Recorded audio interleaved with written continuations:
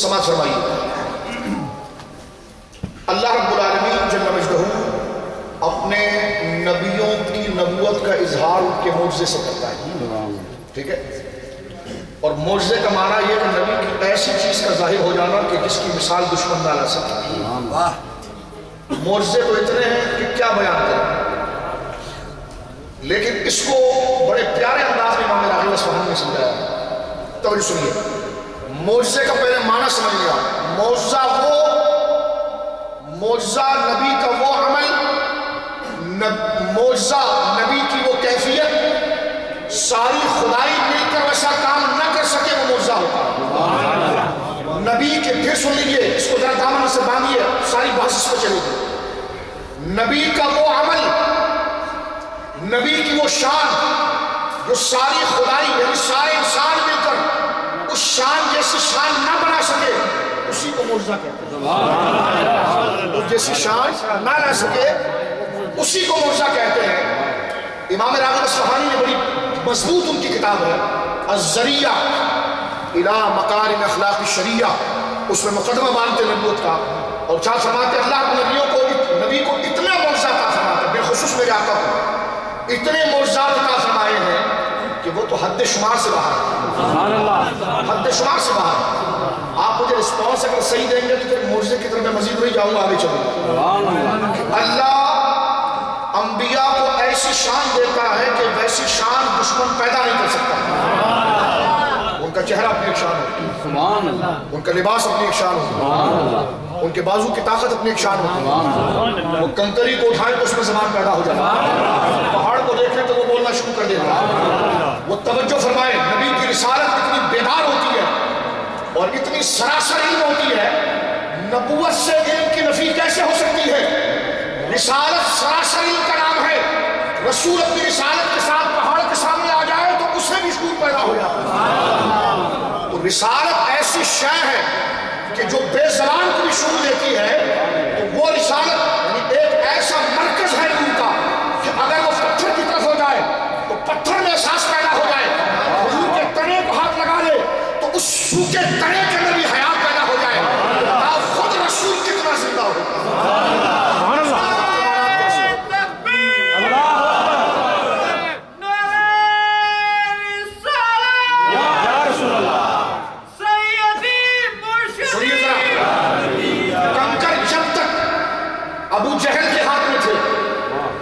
کنکر جب تک ابو جہل کے ہاتھ میں تھے تو بولے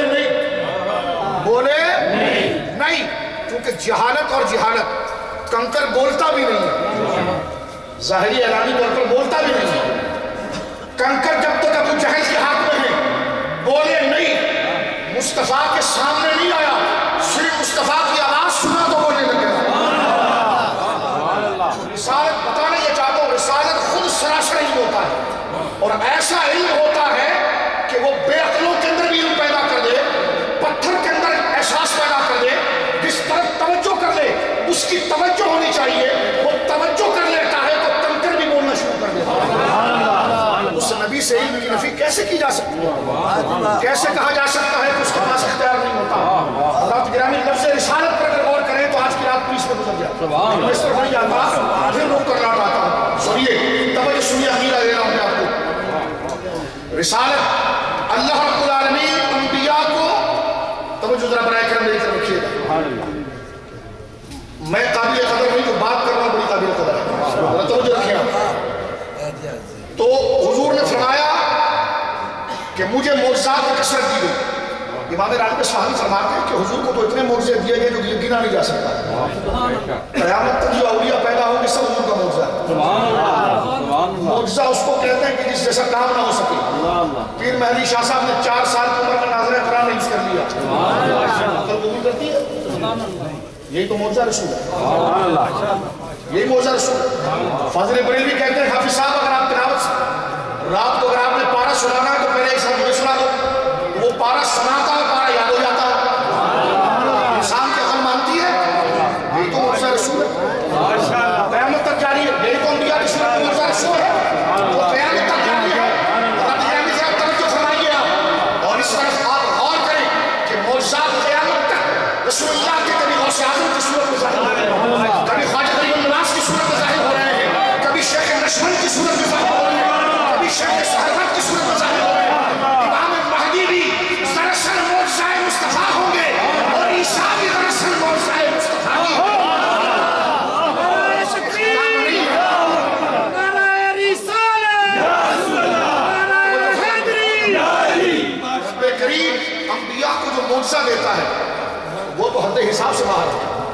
پھر حضرت امام راغب اصفہانی کی قبر پر اللہ کرو رحمت اتارے، فرماتے ہیں اس کو دو چیزوں میں ہم تقسیم کریں گے، نبی کے معجزے کو ہم دو چیزوں میں تقسیم کریں گے۔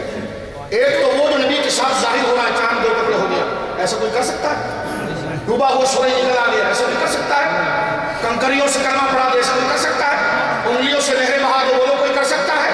ٹوٹی ہوئی پنڈلی کو تھوک لگا کر جوڑ دے، ایسا ہو سکتا ہے؟ پھٹی ہوئی آنکھ کو تھوک لگا کر جوڑ دے، کبھی ایسا ہو سکتا ہے؟ دور پڑے پت کو پھونک مار کر اس کے خیز سے علی پگھلا دے، کبھی ایسا ہو سکتا ہے؟ یہ نہیں ہو سکتا۔ تو فرمایا کہ ایک تو نبی کا حسبی معجزہ، ایک نبی کا۔ اب سنیے، سمندر کو میں کوزے میں لا رہا ہوں سمجھانے کے نبی کو جو دنیا کے شجر حجر مل کر اگر سمندر دریا سیاہی بن جائے اور لکڑیاں قلم بن جائیں، وہ مصطفیٰ کی معجزات کو مرتب نہیں کر سکتے، اس لیے کہ وہی ذکر خدا ہے، وہی ذکر خدا ہے۔ لیکن اگر اس کو جمع کر ہم کسی موضوع عنوان چیپٹر میں لے کر آئے تو علماء فرماتے ہیں آج کی رات ذرا اس مسئلے کو سنیے آپ، آج یہ سننے کی رات ہے۔ فرمایا کہ پھر اللہ رب العالمین جل مجدہ نے اپنے محبوب کو جو معجزہ دیا آمنہ کے لال کو، اس کی دو قسمیں ہیں۔ معجزہ کہتے اس کو ہیں جس کی مثال نہیں آ سکتی۔ حضور کے معجزے دو قسموں میں تقسیم ہے، ایک آپ کے حسب کا معجزہ، ایک آپ کے نسب کا معجزہ۔ ایک آپ کے، یہی لا رہا تھا، ایک آپ کے حسب کا معجزہ، یہ لکھا ہے امام راغب اصفہانی۔ اسی بات کو حجت اللہ البالغہ میں شاہ ولی اللہ نے لکھا ہے، اسی بات کو حضرت امام غزالی علیہ الرحمہ نے المنقذ من الضلال کے اندر لکھا ہے کہ انبیاء کو جو معجزے ملتے ہیں اس میں ان کا نسب خاندان خود ایک معجزہ ہوتا ہے۔ نعرہ تکبیر، نعرہ رسالت۔ جس طرح سورج مصطفیٰ کے علاوہ کوئی نہیں لوٹا سکا، جس طرح چاند کے ٹکڑے حضور کے ہاتھوں پر ہوئے، اس کی نظیر اور مثال اگزامپل مشکل ہے۔ جس طرح کنکریوں سے کلمہ پڑھا دینا مشکل ہے، جس طرح انگلیوں سے لہریں بہا دینا یہ ممکن نہیں کسی کے لیے، اس طرح سیدنا عبداللہ جیسا باپ ہونا اور سیدہ آمنہ جیسی ماں ہونا یہ بھی معجزہ ہے، اور ایسے ماں باپ کسی کو ہو یہ ممکن ہی نہیں ہے۔ نعرہ تکبیر، نعرہ رسالت، نعرہ رسالت، نعرہ رسالت۔ عبداللہ نہیں، معجزہ رسول ہے۔ سیدہ آمنہ نہیں، یہ معجزہ رسول ہے۔ سیدنا عبدالمطلب نہیں، معجزہ رسول ہے۔ میرے باپ کی عزت ان کے قدموں پر قربان ہو جائے۔ سیدنا ہاشم نہیں، معجزہ رسول ہے۔ جس طرح رسول اللہ کے عمل کی کوئی نظیر نہیں، اسی طرح رسول اللہ کے خاندان کی بھی کوئی نظیر نہیں۔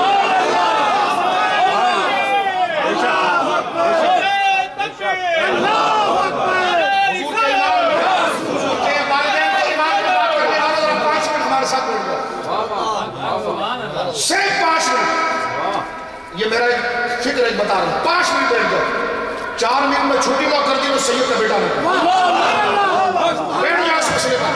تمہاری جرت کیسی ہوئی؟ تم نے سیدنا عبداللہ پر حملہ کیا، تمہاری جرت کیسی ہوئی؟ سیدہ آمنہ پر تبرہ کیا، تمہاری جرت کیسی ہوئی؟ سیدنا ہاشم پر تم نے تبرہ کیا۔ یہ ہماری زندگیاں برباد ہو جائیں اگر ہم کچھ نہ کر سکے۔ میں کہتا ہوں بات علمی ہوگی، ڈنڈے سے نہیں ہوگی۔ 2 منٹ میں چھٹی نہ کر دیا تو سید کا بیٹا۔ نعرہ تکبیر، نعرہ رسالت، نعرہ حیدری، جشن عید میلاد النبی، سیدی مرشدی، یا نبی یا نبی، غلام ہے رسول کے غلام ہے، غلامی رسول میں موت بھی قبول ہے، جو ہو نہ عشق مصطفیٰ تو زندگی فضول ہے۔ یہ جو بات کر رہا ہوں یہ تقریری جوش و غلبہ نہیں ہے، ہر بات کا میں ذمہ دار ہوں، اپنے اکابر کے در کا کتا ہونے کے حیثیت، ہاں ان کے کتوں کا کتا ہونے کی حیثیت ذمہ دار ہوں، اور رسول اللہ کی وفاداری اگر میں کروں خود کو کتا کہوں تو یہ میرے فخر کی بات ہے، فخر کی بات ہے۔ سنیے میرے دوستو، رسول اللہ کے معجزہ اس کو کہتے ہیں جس کی مثال نہیں لا جا سکتی، تو حضور کا خاندان بھی معجزہ ہے۔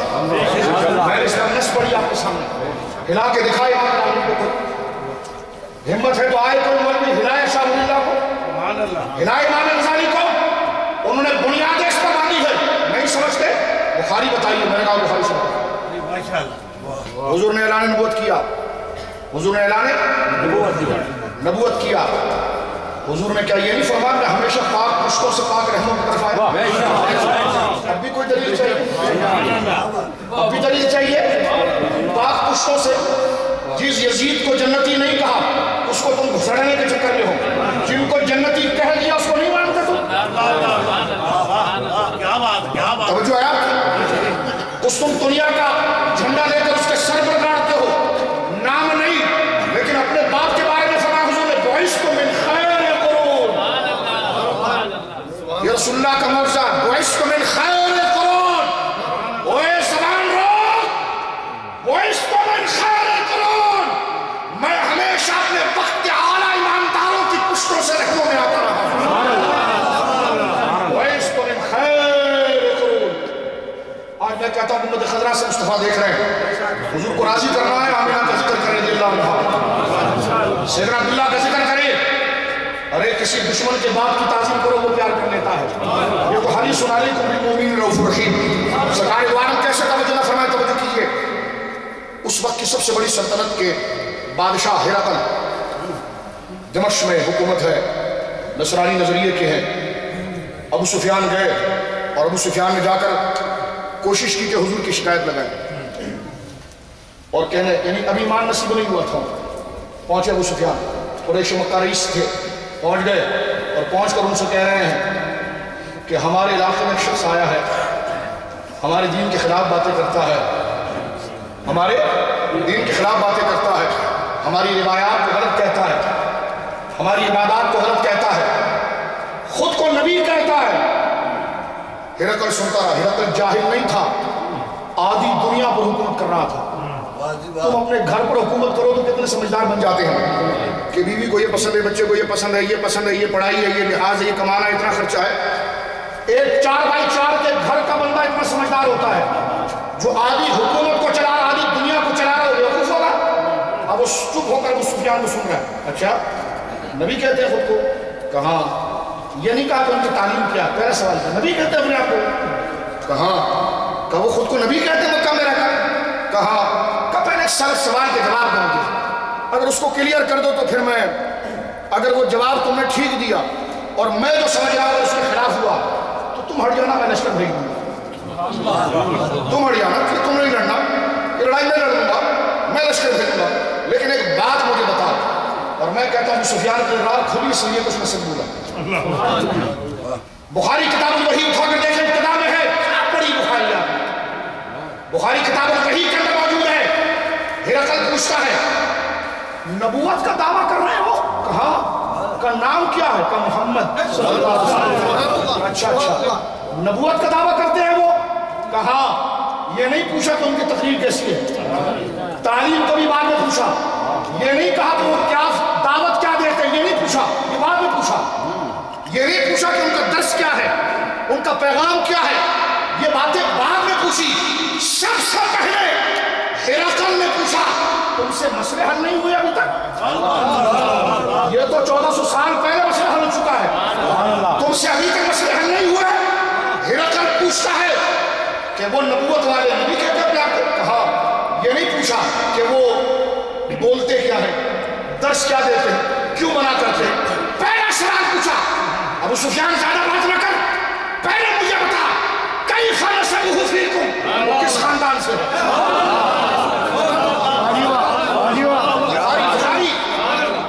کیف نسبہ فیکم، سنیے نوجوانوں، اس خدا کی قسم یہ بات اگر یاد رکھی، قبر میں جاؤ گے قبر روشن ہو جائے گی، زندہ رہو گے زندگی روشن ہو جائے گی۔ تم اگر اپنی زندگی رسول اللہ کے خاندان کی وفاداری کے لیے صرف کرو، خدا خود دنیا اور آخرت میں تمہارے سامنے روانی ہو۔ سنیے توجہ رکھیے آپ، فرمایا کیف نسبہ فیکم، توجہ ہے آپ کی، اس کی توجہ ذرا ہاتھ اٹھا لیں، کیف نسبہ فیکم، اس کی زیادہ بات نہ کر، مجھے ذرا یہ بتا کہ جو نبوت کا دعویٰ کر رہا ہے اس کا خاندان کیا ہے؟ ابو سفیان نے یہ نہیں پوچھا ارے چھوڑے خاندان سے کیا ہوتا ہے، میں نے کہا تمہارے وہاں نہیں ہوتا، ہمارے وہاں نہیں ہوتا. ہم سنیوں میں خاندان کی بڑی اہمیت ہوتی ہے اور علم نفسیات میں بھی خاندان کی بڑی اہمیت ہے. جو حق پسند ہے ان کے نزدیک خاندان کی بڑی اہمیت ہے. ارے نبی کا نبی ہونا کافی ہے, باپ کا پوچھنے کی کیا ضرورت ہے؟ نبی کا نبی ہونا کافی ہے, ماں کا پوچھنے کی کیا ضرورت ہے؟ نبی نبی کافی ہے, قرآن لیا بات مکمل ہو گئی کہ چپ کر کئی فن سب پھینکو. پہلے بتا جو نبی اپنے آپ کو کہتا ہے, ہرقل عیسائی ہے, پوچھتا ہے کئی فن سب پھینکو, جو خود کو نبی کہتا ہے اس کا خاندان کیا ہے؟ ابو سفیان کہیں گے ہوا فینا ذو نسب, وہ ہم میں سب سے اعلیٰ خاندان کے ہیں. ہرقل نے کہا ہاں ہاں نبی آتے ہی اعلیٰ خاندان میں, آتے ہی کا ہے نبی, آتے ہی اعلیٰ خاندان میں. سبحان اللہ سبحان اللہ. بات سمجھ گیا؟ نبی آتے ہی نبی آتے ہی. اب ذرا آپ نے بات سنیا, میں شرعی دلیل آپ کے سامنے پیش کر رہا ہوں, ٹھیک ہے؟ یہ بخاری ہو گئی. اب تھوڑا اسی بخاری کا مقدمہ پڑھیا. جامع ترمذی میں موجود ہے, حضور نے فرمایا قیامت پر لوگ تقریریں سناتے ہیں, قیامت آئے گی, یہ ہوگا یہ ہوگا یہ ہوگا. میں نے کہا جو صحیح علامت ہے پہلے وہ بتاؤ, وہ بتاؤ. اور صحیح علامت کیا ہے؟ حضور نے فرمایا پہلی اور آخری علامت, ایک بھی اللہ اللہ کرنے والا ہوگا, ایک بھی اللہ اللہ کرنے والا ہوگا تو قیامت قیامت نہیں آئے گی. اب دیکھو ایک اللہ کرنے والا ہوگا اور 99 لاکھ اس کے خلاف ہوگا, لیکن وہ ایک ہو کر حق پر ہوگا. ہمارے وہاں رواج کیا ہے, میں کوئی نہیں جانتا, پاکستان میں بندے گنتے ہیں, ان کے اجتماع میں 30,000 تھے تو ہمارے میں 40,000 ہیں تو 50,000 ہیں. میں نے کہا حق کی پہچان جھٹوں سے نہیں ہوتی, حق کی پہچان نظریے سے ہوتی ہے. اور اگر افراد کو گننا ہے نا تو افراد کو گننے کا طریقہ ہوتا ہے. افراد پریزنٹ اور فیوچر سے نہیں گنے جاتے, افراد پاسٹ سے گنے جاتے ہیں. دیکھو ماضی میں کس کی طاقت زیادہ تھی, سنی کی طاقت ہے, اس لیے کہ کولا سے لے کر سرہند تک, سرہند سے لے کر اجمیر تک, اجمیر سے لے کر بغداد تک, بغداد سے لے کر نجف معلیٰ تک, نجف معلیٰ سے مدینہ تک کس کی اکثریت ہے؟ کس کی اکثریت ہے؟ اہل سنت کی. اسلام کن سے پہچانا گیا؟ کن اولیاء سے پہچانا گیا. لہذا اگر کثرت کی بات کرتے ہو تو کثرت کو پریزنٹ میں نہیں گنا جاتا, کثرت کو پاس میں گنا جاتا. ان کے صراط الذین انعمت علیہم, چلنا ہے ان کے راستے پر جن پر انعام ہوتا. سمجھ رہے ہیں اس بات کو؟ اب توجہ کیجیے, یہاں پر بڑی اہم بات آپ سے کرنے جا رہا ہوں اور بڑا اہم مسئلہ حل کر رہا ہوں. حضور نے فرمایا جب تک قیامت نہیں آئے گی, جب تک ایک بھی اللہ کا نام لینے والا ہو. ابھی قیامت آئی؟ جواب دیجیے, قیامت آئی؟ اس کے بعد اللہ نام لینے والے بولے اس میں قیامت نہیں آئی. حضرت عیسیٰ کے دور میں قیامت آئی؟ اس کا مطلب اللہ کا نام لینے والے تھے. سمجھ رہے میری بات؟ یہ مقدمہ ہے. حضور نے فرمایا کہ جب تک ایک بھی اللہ کا نام لینے والا ہوگا, میں یہ بنیاد باندھ رہا ہوں, مانے جنانی جو اس کو ہلا کر دکھا دے. تو سنے اس بات کو ذرا, جامع ترمذی کی حدیث ہے, حضور نے فرمایا ایک بھی اللہ اللہ اللہ کرنے والا ہوگا, قیامت نہیں آئی. قیامت ابھی آئی, 100 سال پہلے آئی, 200 سال پہلے آئی, 1000 سال پہلے آئی, 10,000 سال پہلے آئی, 20,000 سال پہلے آئی, کیوں نہیں آئی؟ اللہ اللہ موجود تھے نا. حضرت ابراہیم جب اٹھا لیے گئے, آپ کا جب وصال ہو گیا, عرب کے اندر بربریت پھیل گئی, شرک عام تھا, قیامت آئی نہیں. حضرت عیسیٰ کا عروج ہوا, اٹھا لیے گئے, فلسطین, عرب, مکہ, یہاں پر شرک عام تھا, لیکن قیامت آئی نہیں. پتا چلا کوئی تو تھا جو اللہ کو راضی کر رہا تھا, کوئی تو تھا جو اللہ کو راضی کر رہا تھا, اس لیے قیامت نہیں آئی. مصطفیٰ کہتا دیکھ لے, یہی تو بول رہا ہوں, کوئی اس کو من خیر قرون بنی آدم, ہمیشہ میرا نور انہی میں آیا کہ رہتے تھوڑے تھے لیکن اللہ اللہ ہمیشہ کرتے تھے. رسالت یا رسول اللہ, رسالت یا رسول والدین تھے، وہ حضور کے اب ذرا توجہ سے سنیے. غار ہرا کو دیکھنا، غار ہرا جاؤ، غار ہرا جاؤ، جاتے ہیں نا. سب کو پتا ہے کہ رسول اللہ غار ہرا میں گئے صلی اللہ علیہ وسلم. میرے آقا پر پہلی وہی غار ہرا میں آئی. ٹھیک ہے، یہ غار ہرا کو دریافت کس نے کیا؟ سارے سورت نگار لکھتے ہیں حضرت عبد المطلب نے. ارے جناب عبد المطلب رضی اللہ عنہ جب کعبے کے آپ متولی ہیں تو غار میں کیا کر رہے ہیں آپ؟ جب آپ کعبے کے متولی ہیں تو اتنے دور غار میں کیا کر رہے ہیں؟ جواب دیا کہ کعبے میں یہ بدبخت شرک کرتے تھے، اس ایک رب کو میں غار میں راضی کرتا تھا. اس ایک رب کو میں غار میں راضی کرتا تھا. یہ سیدنا عبد المطلب کا عقیدہ اور ایمان ہے. سنیے میرے دوستوں دوستوں کے ساتھ ایک بات مزید یہاں پر آپ کی خدمت میں رکھنا چاہتا ہوں اور اس بات کو سنیں. تمام دیکھیں کچھ مسئلے ایسے ہوتے ہیں جو متقدمین پر نہیں کھلتے، مؤخرین کو کھل جاتے ہیں، متاخرین کو کھل جاتے ہیں. سرکار کے والدین کے ایمان کا مسئلہ متاخرین کو کھلا کیونکہ اللہ کا فضل ہے جسے چاہے عطا فرمائے. شیخ محقق کے شیخ نماز آپ دیکھیں، امام سیوطی کی خصائص دیکھیں اور رسائل التسعہ دیکھیں. ملا علی قاری رحمۃ اللہ علیہ کو رجوع کرنا پڑا اور امام سیوطی کے پاؤں چھوٹنے پڑے، آنا پڑا اس مسئلے پر. متقدمین میں گہری نظر سے نہیں دیکھا تھا کیونکہ سب اتفاق اور اجماعی مسئلہ تھا تو بس کسی مسئلے کو فلم میں لکھ کے چلے گئے. لیکن جب دور جیسے ہی حضور سے دور ہونے لگا، آج کوئی کہے ارے آج تم رسول اللہ کے والدین کا ذکر کیوں کر رہے ہو؟ میں نے کہا اس لیے کہ آج ضرورت بڑھ گئی ہے. ضرورت بڑھ گئی ہے. کلمے کا تقاضا یہ ہے، کلمے کا تقاضا یہ ہے، یاری کا تقاضا یہ ہے کہ پھر ساری نسبتوں کا احترام ہو. دور رسالت کے بعد یہ مسئلہ اتنا ضروری نہیں تھا، سارے کامل ایمان تھے.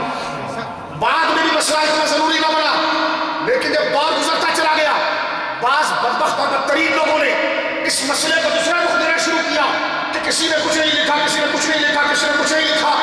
اس وقت آخری دور کے علماء جس کو آپ کہہ سکتے ہیں کہ 9ویں صدی کے بعد یہ کام شروع ہو گیا. 9ویں صدی کے بعد یہ کام شروع ہو گیا، بلکہ میں کہوں گا یہ 8ویں صدی میں شروع ہو گیا، بلکہ پیچھے آئے تو امام راضی کی 7ویں صدی میں شروع ہو گیا، تھوڑا اور پیچھے آئے تو امام غزالی کی 4ویں صدی میں شروع ہو گیا، کیونکہ 405 ہجری حضرت امام غزالی کو وصال ہے. ٹھیک ہے، یہ اب آپ دیکھیے یہ دور مبارک ہے.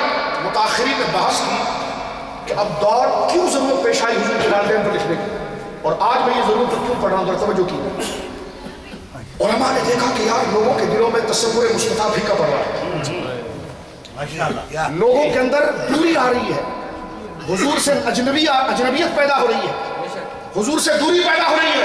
اور جب حضور سے دوری پیدا ہوگی تو دین کیسے بچے گا؟ اب علماء نے قلم اٹھائی، فرمایا خصائص لکھو، معجزات لکھو، ہر چیز لکھو، جو پہلے نہیں جمع ہوا اب لکھو. اس لیے کہ پہلے لوگ معجزات کو قبول کر کے وہ پہلے سے متعلق تھے، بعد والے لوگوں میں وہ مواد ظاہر نہیں ہو رہا تھا، اس لیے تعلق میں دوری آ رہی تھی.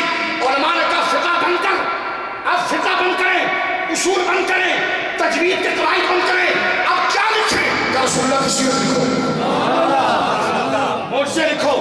یہ میں بہت مختصر کر کے اپنے پر زوم کر کے بات کر رہا ہوں، ورنہ میری طبیعت یہ نہیں، وقت بہت مختصر ہے، ورنہ میں اس کی وجہ بھی آپ کو بتاتا. توجہ کیجیے، شاہ نصیر صاحب کو پڑھنے سے پتہ چلتا ہے. فرمایا معجزات لکھو. پوچھو گیا کیوں؟ کہ پگلے لوگ رسول کو محض بشر سمجھ رہے ہیں، وہ جو معجزات متفرق تھے اس کو جمع کر کے امام نعیم سکت تم لکھو، بہقی سکت تم لکھو. پوری 10 جلدوں پر صرف معجزے لکھے گئے. جہاں ایک جلد پر دین مرتب ہوتا تھا، احکام مرتب ہوتے تھے، نماز روزہ زکات.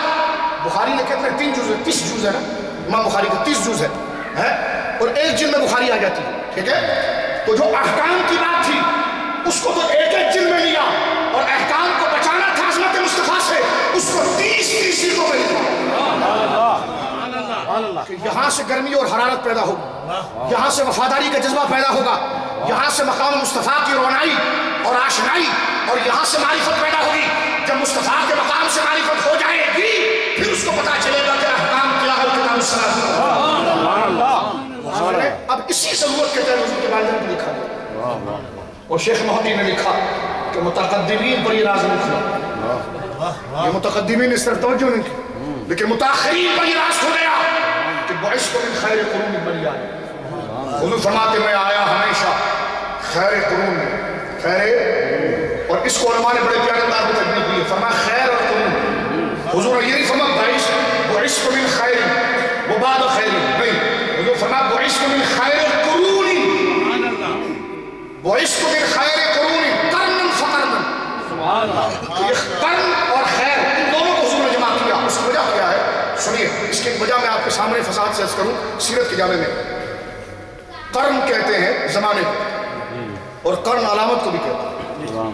قرن جو ہے جیسا گائے کا سن ہوتا ہے اس کو بھی قرن کہتے ہیں.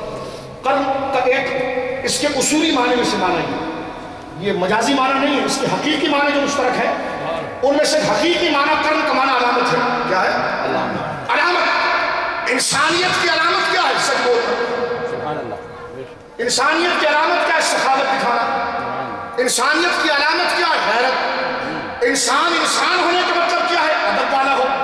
تو حضور فرماتے ہیں جب انسان اپنا وقار کھو چکا تھا تو میں ان میں آیا. بعثت من خیر قرون، میں ان میں آیا جو قرن تھے. قرن یعنی ایسے انسان تھے کہ وہ سمبل اور علامت تھے انسانوں کے لیے. لوگوں کو اگر سخاوت سمجھنی ہوتی کہتے ہاشم کو دیکھ لیں. لوگوں کو شجاعت سمجھنی ہوتی کہتے اپنے مناف کو دیکھ لیں. لوگوں کو نرم دلی سمجھنی ہوتی کہہ دیتے جناب حضرت قصی کو دیکھ لیں. حضور فرماتے ہیں کہ میں آیا بھی ان میں جو اپنے اندر انسانی اخلاق کے اعلیٰ پیکر تھے. یہ تو ہو گیا قرن. اس لیے حضور نے فرمایا کہ میرے خاندان میں کوئی بدکار نہیں گزرا، یعنی جن سے میرا نکاح آیا میں ہمیشہ نکاح ہی کے ذریعے منتقل ہوا. میرے والدین کی پیشانی اس تہمت سے بری اور میری ماؤں کے صدف اقدس اس تہمت سے بری. میں جن پاکیزہ پشتوں سے پاکیزہ صدف مقدس منتقل ہوا ان کی شرافت کیا ہے؟ فرمایا انسان ہونا تو شرافت ہے لیکن انسان کی شرافت اس کا اخلاق ہے. میرے والدین اخلاق کا مظہر تھے، اس لیے میں ان کو انسان نہیں کہہ رہا، قرن کہہ رہا ہوں. قرن انسانیت کی علامتوں میں منتقل ہوتا ہوا میں. اور فرمایا جو اعلیٰ درجے کے اوصاف والے تھے نا، کمالات والے تھے، ان کا ایک وصف خیر بھی تھا. اور خیر قرآن کی اصطلاح میں ایمان کو کہتے ہیں. وَالْعَبْدُ الْمُؤْمِنُ خَيْرٌ مِّنَ خیر ایمان کو کہتے ہیں اس کو. اور یہ علماء نے لیا تسلسل کے ساتھ. فرمایا بعثت من خیر قرون بنی آدم، میں جن سے منتقل ہوا ان کے چہرے بھی روشن تھے، ان کے ہاتھ بھی سخاوت کے لیے آگے تھے، ان کے ہاتھ بھی یتیموں کے سروں پر ہوا کرتے تھے، ان کے جیب کے پیسے غریبوں پر تقسیم ہوتے تھے، ان کے سینوں کی طاقت مظلوم کی حمایت کے لیے خرچ ہوتی تھی، ان کے پاؤں کی مضبوطی حق کو نافذ کرنے کے لیے ہوتی تھی. فرمایا یہ تو سب میرے باپ میں تھا والدین میں تھا، لیکن خیر وہ اپنے وقت کے اعلیٰ مواہب بھی ہوا کرتے تھے. اعلیٰ بولیے اور کیسے مواہب تھے اب میں آپ کو بتاتا ہوں. سنیے یہ بخاری میں آئی کتاب الاستسقاء میں دیکھیے، سیرت میں دیکھیے. مدینے میں بارش نہیں ہوئی، مکے میں بارش نہیں ہوئی، مکے میں بارش نہیں ہوئی. آپ اگر رسپانس آتا دیکھتے ہیں پھر میں وہ ساری کتابوں کی بات چھوڑ کر پھر آپ کے مزے کی بات ہی کرتا ہوں. سنیے ذرا اس کو دوسرے انداز میں کرتا ہوں. مکے میں بارش نہیں ہو رہی ہے، کفار کیا کہہ رہے ہیں؟ وہ بت جو مورتی ہے اس کو نہلا رہے ہیں. وہ سمجھ رہے ہیں مٹی بھیگے گی تو آسمان بھیگے گا. کفار انہوں نے رکھا مٹی بھیگے گی تو آسمان بھیگے گا، لیکن بت بھیگ کے پگھل رہے تھے لیکن بارش نہ ہوئی. آپ حرم شریف جاتے ہیں، جو گیا اللہ اس کے ساتھ ہم سب کو لے جائے. آمین. جون جولائی کی گرمی کیسی ہوتی ہے؟ یعنی ہمارے اعتبار سے پاکستانی اعتبار سے 52-53 سینٹی گریڈ جاتا ہے. بندہ نکل نہیں سکتا رات کو بھی، اتنی گرمی مکہ کی ہوتی ہے. اس کو اگر اور درجہ بڑھا دے تو ایسی گرمی ہے. آسمان کو دیکھا نہیں جا سکتا، یوں لگتا ہے جس طرح کے لال توے کے معنی جب توا گرم ہو جائے اور آگ میں اتنا دہک جائے کہ اس کی کالی کی ختم ہو جائے اور لال لال ہو جائے. اتنی سخت بارش، لوگ مر رہے ہیں. وہ جا کر بتوں کو نلا رہے ہیں، بارش نہیں، آسمان تر نہیں ہو رہا. تو کسی بابے نے کہا او پاگلوں، بارش کے مورتیوں کے نلانے سے ہوگی تو کیسی ہوگی؟ تم میں بنو ہاشم ہے، بنو ہاشم ہے. ابے تم میں بنو ہاشم ہے اور تم بت کے پیچھے جا رہے ہو. تو کیا کریں؟ کہ جاؤ صرف ان کے دروازے پر کھڑے رہو، رحمت آنا شروع ہو جائے گی. انہوں نے یہ نہیں کہا، سنیں، انہوں نے یہ نہیں مشرک ہو تو کیا وہ بنو ہاشم بھی مشرک ہے؟ نہ، ان کا عقیدہ بنو ہاشم کا عقیدہ الگ تھا۔ اس لیے بابی نے کہا کہ مورتیوں کو نہ نلاؤ۔ وہ کہتے اگر ہم نہ نلائیں تو کیا وہ بھی تو نلاتے؟ نا نا نا نا نا، یہ وہ نور ہے جن کی پشتوں مصطفیٰ کا نور محفوظ ہے۔ دوبارہ آئے کہ جاؤ بنو ہاشم کے پاس، اور حضور نے خوش فرمایا نکاح کرو تو بنو ہاشم سے کرو، سبحان اللہ، نکاح کرو تو بنو ہاشم سے کرو۔ یہ اور بنو ہاشم کی فضیلت پر حضور نے ترجمہ کی سے بیان فرمایا، لیکن آپ توجہ کریں، حضور فرمایا جب اللہ نے مجھے پیدا کرنا چاہا، ارادہ کیا، تو سب سے بہترین خلق میں رکھا۔ سبحان اللہ، جب خلق بنائے تو سب سے بہترین قبیلے میں رکھا، جب خاندان بنائے تو سب سے بہترین خاندان میں رکھا۔ فرمایا اللہ نے جب عزت دی تو سب سے بڑی عزت اللہ نے عرب کو دی، عرب میں قریش کو دی، قریش میں بنی ہاشم کو دی، اور بنو ہاشم میں مجھ کو دی۔ بنو ہاشم میں جس کو حضور اتنا اٹھا کر بیان کرے، یہ کیا کفار کی تعریف ہو رہی ہے؟ تو مواحد ہو کر زبان کو اتنا نہیں بولنا چاہیے۔ میں نے کہا نبی ہو کر جس کے لیے بڑے جملے بول رہا ہے وہ مومن نہیں تو کون ہے؟ سمجھ گئے؟ اب آپ سنیے کیا جملہ ہے، توجہ کیجیے گا۔ وہ بابے نے کہا بھائی بارش آتے ہو؟ کہا تو یہ خانہ کعبہ کا طواف کرنے سے بھی تمہیں کچھ نہیں ملے گا، یہ مورتیاں نہلانے سے بھی کچھ نہیں ملے گا، کرے گا جا بنو ہاشم کے پاس۔ پھر ان کی دہلیز پر سب گئے جناب ابو طالب کے حجرہ مقدسہ کے پاس۔ سبحان اللہ، حجرہ مقدسہ کے پاس گئے، دروازے پر دستک دی، کہنے لگے حضور شہزادہ بنو ہاشم باہر آئیے۔ جناب ابو طالب باہر تشریف لائے، فرمایا ہاں کیا بات ہے؟ کہا بارش نہیں ہو۔ ہم کیا کریں بارش نہیں ہو رہی ہے؟ ہم سمجھ چکے ہیں، اتنے ناقدرے بھی نہیں ہیں، سمجھ گئے انہیں قدر نہیں آئی مکہ کے کافروں کو آئی۔ کہا سمجھ چکے ہیں، ہم سادات کو جان گئے۔ کہا کیا چاہتے ہو؟ بارش۔ اور رک ذرا 5 منٹ آتا ہوں۔ گھر میں گئے، گود میں مصطفیٰ کو اٹھا،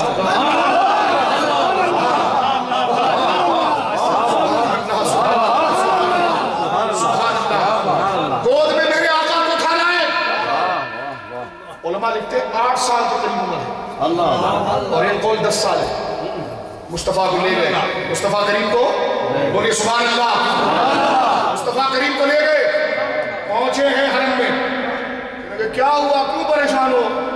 کہنے لگے جناب بارش نہیں ہو رہی، آپ دعا کریں۔ کہا دعا تو یہ شہزادہ کرے گا، دعا تو یہ شہزادہ کرے گا۔ سید عالم کی طرف جناب ابو طالب توجہ کر کے کہتے ہیں پیارے ہاتھ اٹھانا، میرے آقا کے معصوم ہاتھ اٹھائے ہیں، اگر آپ نے تصور نہیں کیا تو کچھ نہیں ملا۔ میرے الفاظ اس لائق نہیں، لیکن باتیں بڑی قیمتی ہے، توجہ رکھیے گا۔ حضور نے ہاتھ اٹھائے، خانہ کعبہ کے دروازے کے آگے حضور کھڑے ہیں، بولے سبحان اللہ۔ کون کون گیا ہے کعبے بتائے؟ اب آپ دیکھیں ملتزم کے آگے میرے آقا کو جناب ابو طالب لیے کھڑے ہیں اور کہہ رہے پیارے پیارے، گود سے اتار کر کہ ہاتھ اٹھا۔ بنو ہاشم حضرت جناب جب پوچھا گیا تو ہاتھ اٹھا کر سید عالم نے اپنے معصوم ہاتھ اٹھائے۔ اب ہاتھ اٹھتے ہیں تقریباً ساری سیرت کی کتابوں میں یہاں معصوم ہاتھ اٹھے، بولے سبحان اللہ، یا معصوم ہاتھ اٹھے۔ میں پوچھتا ہوں مشرکین مکہ کو کیا ضرورت تھی بنو ہاشم کے پاس جانے کی؟ جناب ابو طالب کے پاس جانے کی ضرورت کیا تھی؟ ضرورت یہ تھی کہ ان کا دامن شرک سے پاک ہے، ان کا دامن شرک سے پاک ہے، الحاد سے پاک ہے، خدا بیزاری سے پاک ہے، وہ عارفین کا گھر ہے، وہ ربانیین کا مرکز ہے۔ کا اختلاف تو ان سے ہے، لیکن حق یہ کہ چلے گی انہی کی، چلے گی انہی کی۔ میرے آقا کو بالکل کھڑا کیا ملتزم کے سامنے اور کہا جناب ابو طالب نے پیارے ہاتھ اٹھاؤ۔ پیارے ایسا نہیں، سبحان اللہ بتاؤں، 2 ٹکے کا آدمی نہیں، بات میں کروڑوں والی کر رہا ہوں۔ سبحان اللہ، بولیے سبحان اللہ۔ حدیث مشکات میں آتا ہے کہ ایک بندے کو جنت کا مژدہ دے دیا گیا، جانے لگا، دوسرا پیچھے پلے پڑ گیا۔ وہ کہاں جا رہے ہو حضرت؟ آپ ہمارے امریکہ آئے تھے، میں نے آپ کو پانی پلایا تھا۔ میں نے کہا جی آ گیا تھا امریکہ، آ گیا تھا تمہارے محلے، تو پانی پلایا تو کیا ہوا؟ اچھا پانی پلایا، اکیلے جنت میں جا رہے ہو؟ وہ یہ نہیں کہتے جا کے حساب لے۔ میں فرماتا کیا ہو گیا؟ وہ میرے مہمان جنتی کیا ہوا؟ یہ اپنا پیچھے پکڑا ہوا میرے دامن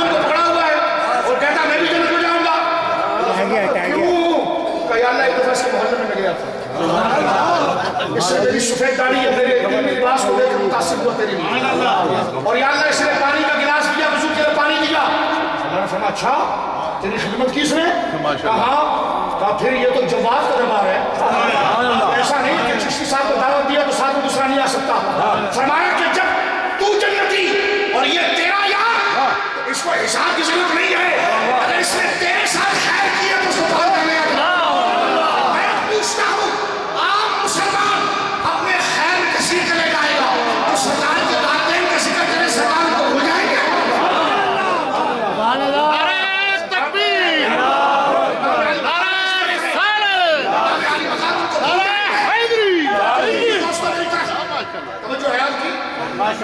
حضور نے ہاتھ اٹھایا، اب ہاتھ بلا تشبیہ میرے گندے ہاتھ اس لائق نہیں ہے، میرے آقا کے معصوم ہاتھ اٹھے، ہاتھ اٹھے، محققین کہتے ہیں کہ بادل آنا شروع ہو گیا، ٹھنڈی ہوا چلنا شروع ہو گئی۔ حضور کتاب الاستسقاء بخاری پڑھاتے ہو نا، ذرا بیٹھ کر اس حدیث پر بات کرو ہم سے، بات کرو اس مسئلے پر۔ اب ہوا چل رہی ہے، الاصابہ فی تمییز الصحابہ، امام ابن حجر اسقلانی کا بہترین سیرت کا شاہکار، مسلم مجمع علیہ کتاب، روایت السقہ کا مرقع سیرت کا رسالہ اٹھا کر دیکھیے۔ حضرت گرامی سرکار کے معصوم ہاتھ اٹھے، مکہ کی زمین تپ رہی تھی، آسمان سے آگ گر رہی تھی، میرے مصطفیٰ کے معصوم ہاتھ، عمر 10 سال ہے، ایک روایت میں 8 سال، اس میں ہی جنت ملے گی، ذرا اس عمر کو یاد رکھیے، جو میں کرنے جا رہا ہوں ذرا اس کو یاد رکھیے۔ 8 سال کی عمر، 10 سال کی عمر ہے، حضور نے ہاتھ اٹھایا، ٹھنڈی ہوا چلنا شروع ہو گئی۔ سارے کافی دیکھنے کو، بچوں دیکھیے یہ